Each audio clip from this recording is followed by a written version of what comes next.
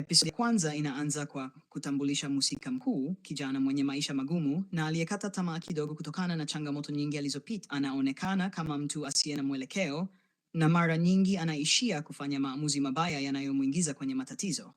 Kwa bahati mbaya au nzuri, anakutana na kundi la watu wanaofanya kazi ya kipekee.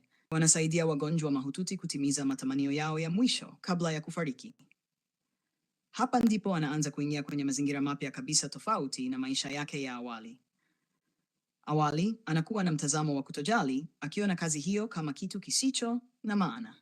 Lakini anaposhuhudia hali halisi ya wagonjwa, maumivu yao, matumaini yao madogo, na jinsi wanavyothamini mambo madogo, taratibu moyo wake unaanza kubadilika. Kesi ya kwanza wanayoshughulikia inakuwa ya kugusa sana. Mgonjwa mmoja ana ombi rahisi lakini lenye uzito mkubwa wa kihisia. Wakati wanapojitahidi kutimiza ombi hilo, mhusika mkuu anaona upande wa maisha ambao hajawahi kufikiria kabla. Mwisho wa episode kuna mabadiliko ya wazi ndani yake.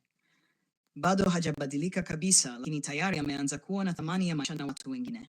Hii inaacha swali kubwa. Je, ataendelea kubadilika au atarudi kwenye maisha yake ya zamani? Kwa kifupi,